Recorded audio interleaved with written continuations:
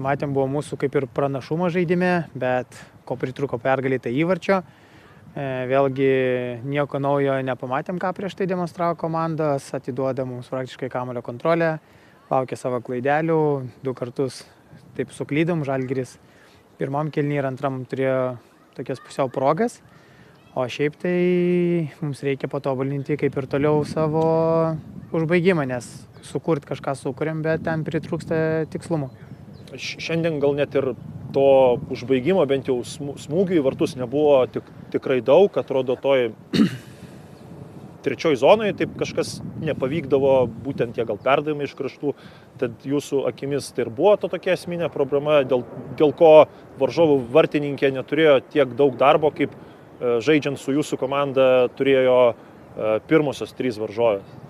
Na, visų pirma, reikia atiduoti nuopelnus ir Žalgirio gynybai, jie tikrai labai gerai uždarinėjo visas zonas ir to pritrūko, tai tikrai to paskutinio, kaip sakant, perdavimo ir užbaigimo tikrai mūsų šiose rungtynėse pritrūko, bet mus tai lydi, man atrodo, ir per pirmus 3 turus tas pats buvo, bet ten labiau kažkaip komandos kažkur suklysdavo, nespėdavo persirikiuoti, o Žalgiris tikrai labai tvarkingai gynėsi, viską perdengdavo, neleisdavo atlikti daug smūgių.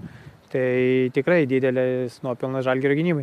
Atlikote antram kėliny keitimą, pakeitėte žaidėją, kurį į aikštę po pertraukos žengė, ar ten trauma buvo, ar kažkokios taktinės priežastys? Jinai blogai pasijautė, tai todėl reikėjo vis dėlto būti, nes buvo ant ribos, tai pasijautė blogai, sako negaliu, tai todėl reikėjo atlikti atgalinį keitimą.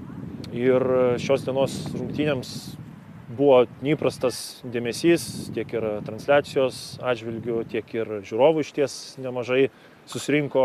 Kaip manote, gal tai kažkiek padėjo jūsų komandos žaidėjams, ar gal kaip tik buvo netgi iš pradžių sunku prisitaikyti prie galbūt tokio žaidimo, prie nemažai aistruolių varžovų stadione? Ne, tai Gintra ne pirmą kartą lošė su daug žiūrovų ir čempionų lygoje, tai manau, čia tikrai nebuvo kažkokio tokio, manau, mums kažkas trukdytų.